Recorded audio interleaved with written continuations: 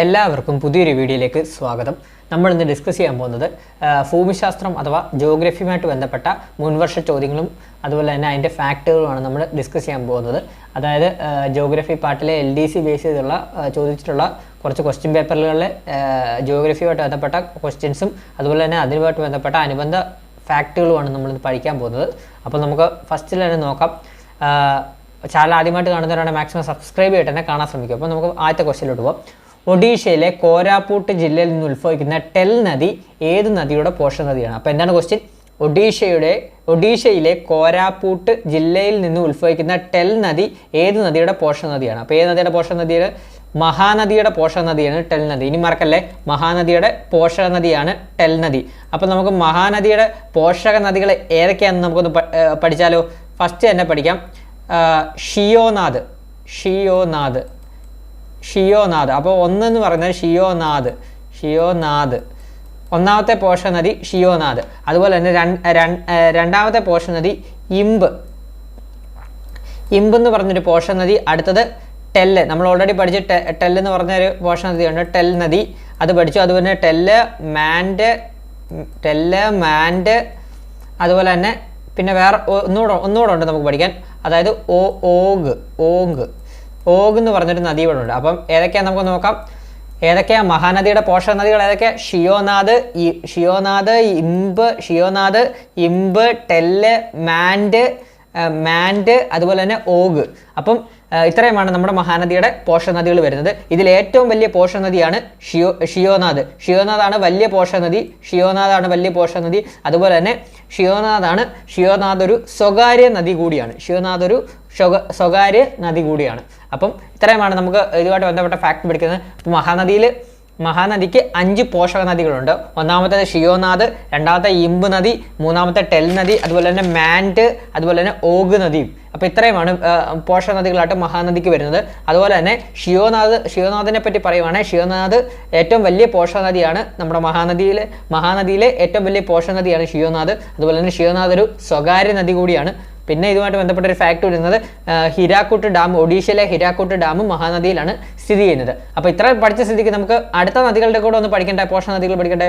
അപ്പം ലൂണിയുടെ പോഷക നദികൾ നമുക്കൊന്ന് പഠിച്ചു നോക്കാം. ലൂണിയുടെ പോഷക നദികൾ ഒന്ന് സുക്രി മിത്രി ഇപ്പം തന്നെ അങ്ങ് പഠിച്ചു പോവുക നമുക്ക്. സുക്രി മിത്രി ജവായ്. അപ്പോൾ ഇത്രയുമാണ് നമ്മുടെ ലൂണി നദിയുടെ പോഷക നദികളായിട്ട് വരുന്നത്. അപ്പോൾ ലൂണി നദിയുടെ പോഷക നദികൾ ഏതൊക്കെയാണ്? സുക്രി മിത്രി ജവായ്. അപ്പം അടുത്തത് കാവേരി നദിയുടെ പോഷക നദികൾ പഠിക്കാം. കാവേരി നദിയുടെ പോഷക നദികൾ നമുക്ക് എളുപ്പം തന്നെ പഠിക്കാം. നമ്മുടെ കേരളത്തിൽ നിന്നുണ്ട് കബനി,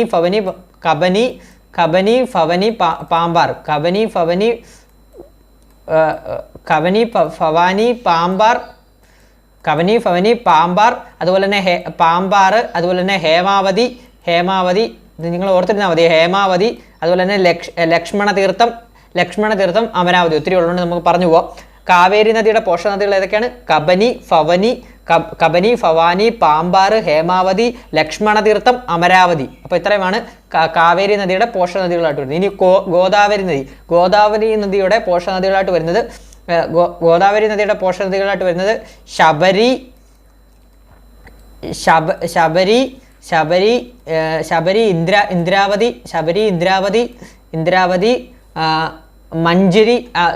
ഇന്ദ്രാവതി, മഞ്ചരി, പെൺഗംഗ, വാർത്ത. അപ്പം ഞാൻ ഒന്നുകൂടെ പറയാം.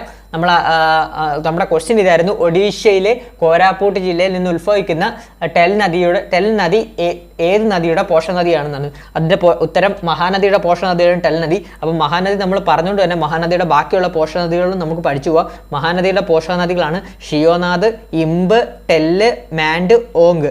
ഇതിലെ തന്നെ മഹാനദിയുടെ ഏറ്റവും വലിയ പോഷക നദിയാണ് ഷിയോനാഥ്. അതുപോലെ തന്നെ സ്വകാര്യ നദി കൂടിയാണ് ഷിയോനാഥ്. അടുത്തത് നമ്മൾ പഠിച്ചത് എന്താണ്? ലൂണി നദിയുടെ പോഷക നദികളാണ് സുക്രി മിത്രി ജവായ്. ലൂണി നദിയുടെ പോഷക നദികൾ.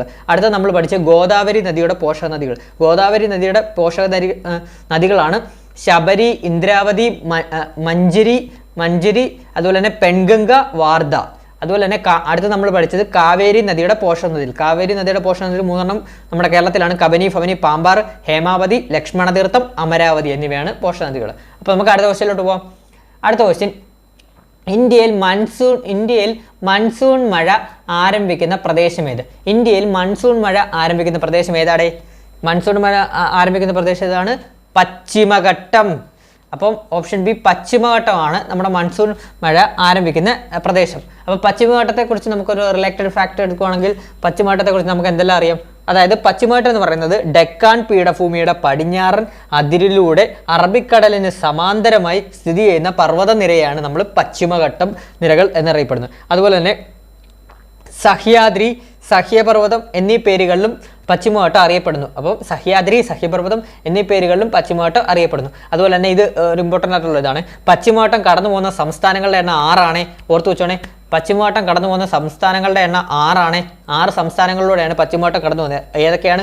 ഗുജറാത്ത്, മഹാരാഷ്ട്ര, ഗോവ, കേരളം, കർണാടക, തമിഴ്നാട്. അപ്പം പശ്ചിമഘട്ടം കടന്നു പോകുന്ന സംസ്ഥാനങ്ങൾ 6 സംസ്ഥാനങ്ങളാണ്. ഗുജറാത്ത്, മഹാരാഷ്ട്ര, ഗോവ, കർണാടക, കേരളം, തമിഴ്നാട്. 6 സംസ്ഥാനങ്ങളിലൂടെ പശ്ചിമഘട്ടം പോകുന്നു. അതുപോലെ തന്നെ ജസ്റ്റ് ഓർത്ത് വെച്ചോ, ഗുജറാത്തിലെ താപ്തി നദിമുഖം മുതൽ തമിഴ്നാട്ടിലെ കന്യാകുമാരി വരെ വ്യാപിച്ചെടുക്കുന്ന പർവ്വതനിര കൂടിയാണ് സഹ്യപർവ്വതം അഥവാ നമ്മുടെ പശ്ചിമഘട്ടം. പശ്ചിമഘട്ടത്തിൻ്റെ നീളം എന്ന് പറഞ്ഞാൽ 1600 കിലോമീറ്റർ ആണ്. പശ്ചിമഘട്ടത്തിൻ്റെ നീളം എന്ന് പറഞ്ഞാൽ 1600 കിലോമീറ്റർ ആണ്. 1600 കിലോമീറ്റർ. അതുപോലെ ശരാശരി ഉയരം എന്ന് പറയുന്നത് പശ്ചിമഘട്ടത്തിൻ്റെ ശരാശരി ഉയരം എന്ന് പറഞ്ഞാൽ 1200 മീറ്റർ ആണ്. 1200 മീറ്റർ ആണ് ശരാശരി ഉയരം വരുന്നത്. അതുപോലെ തന്നെ ഒന്നുകൂടെ ഒരു പോയിന്റ് പറയാം. പശ്ചിമഘട്ടത്തെ യുനെസ്കോയുടെ ലോക പൈതൃക പട്ടികയിൽ ഉൾപ്പെടുത്തിയ വർഷമാണ് 2012 ജൂലൈ 1. അപ്പോൾ ഇത്രയുമാണ് നമുക്ക് ഇതുമായിട്ട് ബന്ധപ്പെട്ട് പശ്ചിമഘട്ടത്തെക്കുറിച്ച് പറയാനുള്ള പോയിന്റ്സ്. അപ്പോൾ നമുക്ക് പശ്ചിമഘട്ടത്തെക്കുറിച്ചുള്ള ഒരു സെപ്പറേറ്റ് ക്ലാസ് നമുക്ക് ഓൾറെഡി എടുക്കാം. അപ്പോൾ ഇതിപ്പോൾ നമ്മൾ ക്വസ്റ്റ്യൻ ബേസ് ചെയ്ത് പോവുകയാണ്. അപ്പം അടുത്ത ക്വസ്റ്റ്യനിലോട്ട് പോകാം. അടുത്ത ക്വസ്റ്റ്യൻ, തിപ്പായി ഡാം ഏത് രാജ്യങ്ങൾ തമ്മിലുള്ള തർക്കത്തിന് കാരണമാണ്? തിപ്പായി മുക്ക് ഡാം ഏത് രാജ്യങ്ങൾ തമ്മിലുള്ള തർക്കത്തിന് കാരണമാണ്? അപ്പോൾ തിപ്പായി മുക്ക് ഡാം ഏതൊക്കെ രാജ്യങ്ങൾ തമ്മിലുള്ള തർക്കത്തിന് കാരണമാണ്? ഓർത്തു വെച്ചോ, ഇന്ത്യയും ബംഗ്ലാദേശുമായിട്ടുള്ള തർക്കത്തിന് കാരണമാണ് തിപ്പായി മുക്ക് ഡാം. അപ്പോൾ തിപ്പായി മുക്ക് ഡാം കുറിച്ച് നമുക്ക് കുറച്ച് ഡീറ്റെയിൽ ആയിട്ട് നോക്കാം. തിപ്പായി മുക്ക് ഡാം ഏത് നദിയിലാണ്? തിപ്പായി മുക്ക് ഡാം വരുന്നത് ബരക് നദിയിലാണ്. ബരക് നദി ഓർത്ത് വെച്ചോടെ, ബരക് നദിയിലാണ്. ബരക് നദിയിലാണ് നമ്മുടെ തിപ്പായി മുക്ക് ഡാം വരുന്നത്. ബരക് നദിയിലാണ് തിപ്പായി മുക്ക് ഡാം വരുന്നത്. തിപ്പായി മുക്ക് ഡാം വരുന്നത് ബരക് നദി, മണിപ്പൂർ. ബരക് നദി മണിപ്പൂർ. അപ്പം എന്താണ് ക്വസ്റ്റ്യൻ? ക്വസ്റ്റ്യൻ എന്നോട് നോക്കാം. ക്വസ്റ്റ്യൻ വരുന്നത് തിപ്പായി മുക്ക് ഡാം ഏത് രാജ്യങ്ങൾ തമ്മിലുള്ള തർക്കത്തിനാണ് കാരണമെന്ന്. ഏതൊക്കെ രാജ്യങ്ങളാണ്? ഇന്ത്യയും ബംഗ്ലാദേശുമായിട്ടുള്ള തർക്കമാണ് തിപ്പായി മുക്ക് ഡാം. അതുപോലെ തന്നെ തിപ്പായി മുക്ക് ഡാം സ്ഥിതി ചെയ്യുന്നത് ബരക് നദിയിലാണ്. മണിപ്പൂരിലെ ബരക് നദിയിലാണ് തിപ്പായി മുക്ക് ഡാം സ്ഥിതി ചെയ്യുന്നത്. അപ്പോൾ ഇത്ര നമ്മൾ പഠിച്ചല്ലോ. അതുപോലെ തന്നെ ഇന്ത്യയും നേപ്പാളിലുള്ള ഡാം കൂടെ നമുക്ക് പഠിക്കാം. ഇന്ത്യ നേപ്പാളിലുള്ള ഡാമാണ് Saptakosi high dam. Saptakosi high dam എന്ന് പറഞ്ഞ ഡാമാണ് ഇന്ത്യ നേപ്പാളോട് സംയുക്തമായിട്ട് നിർമ്മിച്ചത്. അത് കോസി നദിയിലാണ് ഇന്ത്യ നേപ്പാളോട് സംയുക്തമായിട്ട് നിർമ്മിച്ച സപ്തകോസി ഹൈ ഡാം കോസി നദിയിലാണ് വരുന്നത്. അത് ബീഹാറിലെ കോസി നദിയിലാണ് അത് വരുന്നത്. ക്ലിയർ ആയേ? നമുക്ക് ഇത്രയുമാണ് അനുബന്ധ പോയിന്റുകളായിട്ട് പറയാനുള്ളത്. അടുത്ത ക്വസ്റ്റ്യനിലോട്ട് പോകാം. അടുത്ത ക്വസ്റ്റ്യൻ, താഴെ പറയുന്നവൽ ശരിയായ ജോഡി ഏത്? ട്രോപ്പോസ്ഫിയർ കാലാവസ്ഥാ പ്രതിഭാസങ്ങളാണ്. ശരിയാണ്. അതുപോലെ തന്നെ അയണോസ്ഫിയർ റേഡിയോ തരംഗങ്ങളാണ്. ശരിയാണ്. അതുപോലെ തന്നെ സ്ട്രാറ്റോസ്ഫിയർ അറോറ, തെറ്റാണ്. അതുപോലെ തന്നെ മീസോസ്ഫിയർ ഓസോൺ പാളി, അതും തെറ്റാണ്. അപ്പം നമുക്ക് ഇതിന് ആൻസർ ഏതാണ്? ഓപ്ഷൻ ബി 1ഉം 2ഉമാണ് ശരി. അപ്പോൾ നമുക്ക് തെറ്റായത് മാത്രം പഠിച്ചിട്ട് പോയിട്ട് കാര്യമില്ല. അപ്പം നമുക്ക് അതെല്ലാം ക്ലിയർ ആക്കി പോവാം. അപ്പോൾ സ്ട്രാറ്റോസ്ഫിയറിലാണ് ഓസോൺ പാളി വരുന്നത്. സ്ട്രാറ്റോസ്ഫിയറിലാണ്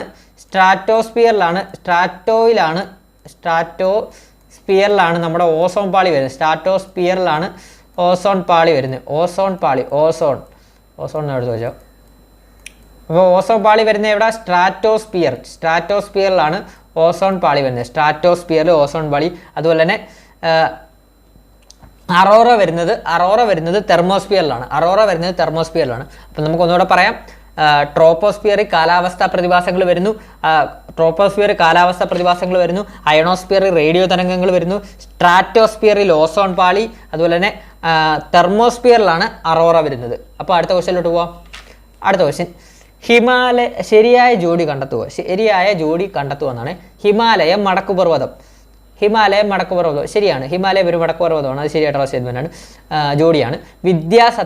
വിദ്യാസത്പുര അവശിഷ്ട പർവ്വതമല്ല, അത് തെറ്റാണ്. വിദ്യാസത്പുര അവശിഷ്ട പർവ്വതമല്ല. ആരവല്ലി ഖണ്ഡപർവ്വതമാണ്, അതും തെറ്റാണ്. ആരവല്ലി ഖണ്ഡപർവ്വതമല്ല. ബാരൻ ദ്വീപുകൾ അഗ്നിപർവ്വതമാണ്, നമുക്കറിയാം. ബാരൻ ദ്വീപുകൾ അഗ്നിപർവ്വതമാണ്. അപ്പോൾ ഇതിന് ആൻസർ ആയത് ഓപ്ഷൻ ബി 1 4 ആണ് ആൻസർ ആയിട്ട് വരുന്നത്. അപ്പോൾ നമുക്ക് നോക്കാം. ഹിമാലയം ഒരു മടക്കു പർവ്വതമാണ്, ശരിയാണ്. അതുപോലെ തന്നെ ബാരൻ ദ്വീപ് അഗ്നിപർവ്വതമാണ്, ശരിയാണ്.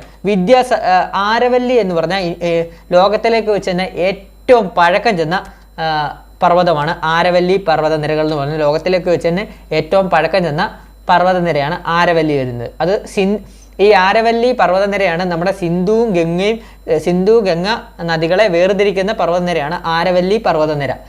അതുപോലെ തന്നെ വിദ്യാസത്പുര പർവ്വതനിര. വിദ്യാസത്പുര എന്താണ്? തെക്കേ ഇന്ത്യയെയും വടക്കേ ഇന്ത്യയെയും വേർതിരിക്കുന്ന ഇതാണ് വിദ്യാസത്പുര നിലകൾ. അപ്പോൾ വിദ്യാസത്പുര നിലകൾ എന്താണ്? തെക്കേ ഇന്ത്യയും വടക്കേ ഇന്ത്യയും വേർതിരിക്കുന്ന നിരകളാണ് വിദ്യാസത്പുര നിരകൾ. അപ്പോൾ നമുക്ക് അടുത്ത ക്വസ്റ്റ്യനിലോട്ട് പോകാം. ഇത്രയും ക്ലിയർ ആയല്ലോ. അടുത്ത ക്വസ്റ്റ്യനിലോട്ട് പോകാം. അടുത്ത ക്വസ്റ്റ്യൻ, ശരിയായ ജോഡി കണ്ടെത്തുക എന്നാണ്. പോങ് ഡാം ചമ്പൽ നദിയാണോ? തെറ്റാണ്. പോങ് ഡാം ചമ്പൽ നദിയല്ല. മേട്ടൂർ ഡാം കാവേരി നദിയാണ്, ശരിയാണ്. അതുപോലെ തന്നെ തെഹരി ഡാം ഭഗീരഥി നദിയാണ്, ശരിയാണ്. അതുപോലെ തന്നെ ജവഹർ സാഗർ ഡാം ബിയാസ്, തെറ്റാണ്. അപ്പോൾ നമുക്ക് തെറ്റായതോടെ ക്ലിയർ ആക്കി പോകണ്ടായോ? അപ്പോൾ ഇതിന് ആൻസർ ഓപ്ഷൻ ബി 2 3 ആണ് ആൻസർ ആയിട്ട് വരുന്നത്. തെറ്റായതോടെ അങ്ങ് ശരിയാക്കി പോകണ്ടായോ? പോങ് ഡാം ഏത് നദിയാണ്? പോങ് ഡാം വരുന്നത് ബിയാസ് ആണ്, ബിയാസ് നദിയാണ്. പോങ് ഡാം ബിയാസും അതുപോലെ തന്നെ നമ്മുടെ ജവഹർ സാഗർ ഡാം ചമ്പൽ നദിയും, ജവഹർ സാഗർ ചമ്പൽ നദിയും. അതുപോലെ തന്നെ നമ്മൾ കുറച്ച് മുമ്പ് പഠിച്ച ഹിരാക്കുഡ് ഡാം മഹാനദി നദിയും. അപ്പോൾ നമുക്കൊന്നുകൂടെ പറയാം. പോങ് ഡാം ബിയാസ് നദിയിലാണ്, മേട്ടൂർ ഡാം കാവേരി നദിയിലാണ്, തെഹരി ഡാം ഭഗീരഥി നദിയിലാണ്, ജവഹർ സാഗർ ഡാം ചമ്പൽ നദിയിലാണ്, അതുപോലെ തന്നെ ഹിരാക്കുഡ് ഡാം മഹാനദിയിലുമാണ്. അപ്പോൾ ഇത്രയുമാണ് നമ്മൾ ഇന്നത്തെ ക്ലാസ്സസ് ഇത്രയാണ് വരുന്നത്. അതായത് ഇന്ത്യൻ ജോഗ്രഫിയുമായിട്ട് ബന്ധപ്പെട്ട മുൻവർഷ ചോദ്യങ്ങളും അതുമായിട്ട് ബന്ധപ്പെട്ട റിലേറ്റഡ് ഫാക്റ്റുമായിട്ട് ബന്ധപ്പെട്ട ക്ലാസ് ആയിരുന്നു ഇന്നത്തെ ക്ലാസ്. അപ്പം ക്ലാസ് ഇഷ്ടപ്പെട്ട മാക്സിമം നിങ്ങൾ ലൈക്ക് ചെയ്യണം, അതുപോലെ തന്നെ സബ്സ്ക്രൈബും ചെയ്യണം. ഇനി ഇതുപോലുള്ള റിലേറ്റഡ്, അതായത് മുൻവർഷ ചോദ്യങ്ങളുമായിട്ട് നമ്മൾ ഉടനെ തന്നെ എത്തുന്നതാണ്. മുൻവർഷ ചോദ്യങ്ങളും മാതൃകാ ചോദ്യങ്ങളും അതുമായിട്ട് ബന്ധപ്പെട്ട അനുബന്ധ വിവരങ്ങളുമായിട്ട് ഉടനെ തന്നെ എത്തുന്നതാണ്. ഇങ്ങനെയുള്ളൊരു ക്ലാസ് നിങ്ങൾക്ക് വളരെയധികം ഉപകാരപ്പെടാൻ ചാൻസ് ഉണ്ടെന്നാണ് എൻ്റെ പ്രതീക്ഷ. അപ്പം നിങ്ങൾ ലൈക്ക് ചെയ്യുക, അതുപോലെ തന്നെ അഭിപ്രായങ്ങൾ കമൻറ്റ് ചെയ്യുക, അതുപോലെ തന്നെ വീഡിയോ ഷെയർ കൂടെ ചെയ്യാൻ ശ്രമിക്കണം. അതുപോലെ തന്നെ മാക്സിമം പുതിയതായിട്ട് കാണുന്ന ആളുകളുണ്ടെങ്കിൽ മാക്സിമം സബ്സ്ക്രൈബ് ചെയ്ത് ബെല്ലൈക്കൺ അമർത്തിയിട്ട് തന്നെ കാണാൻ ശ്രമിക്കണം. നിങ്ങളുടെ സപ്പോർട്ട് ഉണ്ടെങ്കിൽ മാത്രമേ നമുക്ക് ഇതുപോലുള്ള ക്ലാസ്സസ് ഒക്കെ നിങ്ങൾക്ക് മുമ്പിൽ അവതരിപ്പിക്കാൻ പറ്റൂ. അപ്പോൾ മാക്സിമം LDC എക്സാമിന് മുമ്പ് നമ്മളെ മിക്കവാറുള്ള എല്ലാ സിലബസും, അതായത് ജോഗ്രഫിയുമായിട്ട് ബന്ധപ്പെട്ട എല്ലാ ക്വസ്റ്റ്യൻസും നമ്മൾ വർക്കൗട്ട് ചെയ്ത് മാതൃകാ ചോദ്യങ്ങളും വർക്കൗട്ട് ചെയ്ത് എല്ലാം സെറ്റാക്കിയിട്ട് നിങ്ങളെ പരീക്ഷയ്ക്ക് മുമ്പിൽ നമ്മൾ വിടത്തുള്ളൂ. അപ്പം നിങ്ങളുടെ സപ്പോർട്ട് ഇങ്ങോട്ട് വേണം. സപ്പോർട്ട് ഇങ്ങോട്ടുണ്ടെങ്കിലേ നമുക്ക് വീഡിയോ ഇടാനുള്ളൊരു പ്രചോദനമാകത്തുള്ളൂ. അതെങ്ങനെയാണ് സപ്പോർട്ട് തരേണ്ടത്? സബ്സ്ക്രൈബ് ചെയ്തും ഷെയർ ചെയ്തും ലൈക്ക് ചെയ്തും അഭിപ്രായങ്ങൾ കമൻറ്റ് ചെയ്തുമാണ് നിങ്ങളുടെ സപ്പോർട്ട് അറിയിക്കേണ്ടത്. അപ്പം പുതിയൊരു വീഡിയോയുമായിട്ട് വരുന്നവരേക്കും എല്ലാ കൂട്ടുകാർക്കും താങ്ക് യു.